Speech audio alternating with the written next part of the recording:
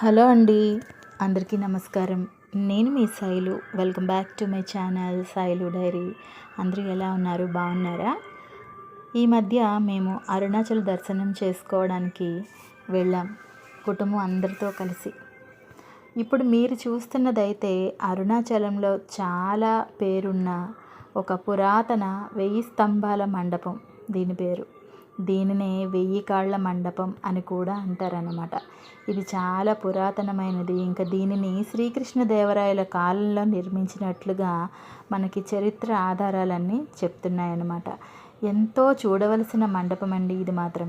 ఇంకా ఇది ఎటువైపు ఉందంటే రాజగోపురాన్ని దాటి వెళ్ళిన తర్వాత కుడివైపు ఉంది. ఇంతకు ముందు వరకు ఇది చాలా శిథిలావస్థలో ఉండేదన్నమాట.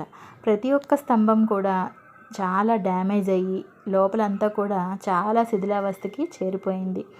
దీనిని మళ్ళీ 2002లో పునరుద్ధరించారనమాట రమణాశ్రమం వారు. ఇంకా కొంతమంది భక్తుల సహాయంతో, కొంతమంది భక్తుల విరాళాలతో మళ్ళీ దీనికి పూర్వ వైభవాన్ని తీసుకొచ్చారు.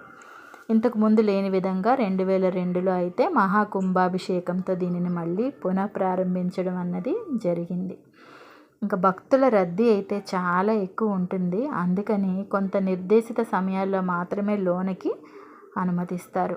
ఇంకా సోమవారం నుంచి శనివారం వరకు అయితే ఎక్కువ సమయం తెరిచి ఉంచుతారు. ఆదివారం మాత్రం ఎక్కువ సమయం ఇది క్లోజ్ చేసి ఉంటుంది. చాలా తక్కువ టైం మాత్రం ఆదివారం అన్నది దీన్ని తెరుస్తారనమాట. ఎలక్ట్రికల్ లైటింగ్ అన్నది కూడా 2002లోనే దీనికి ఏర్పాటు చేశారు. అంతకు ముందు వరకు ఉండేది కాదు.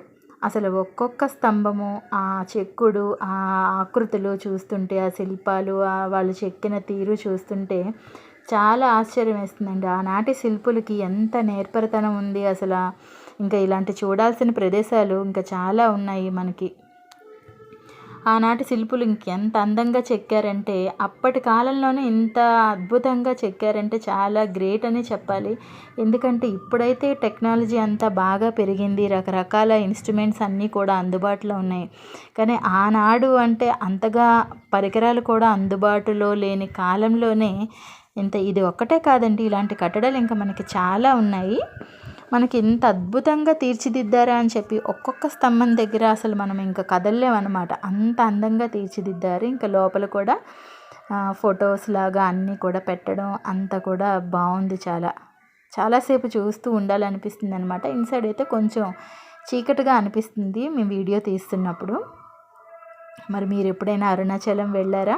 అరుణాచలం వెళ్తే మాత్రం తప్పకుండా ఈ 1000 స్తంభాల మండపాన్ని మాత్రం మిస్ కాకుండా తప్పనిసరిగా చూడాల్సిందే ప్రతి ఒక్కరు. మరొక మంచి వీడియోతో మళ్ళీ కలుద్దాం. అంతవరకు ప్రేమతో మీ సాయిలు.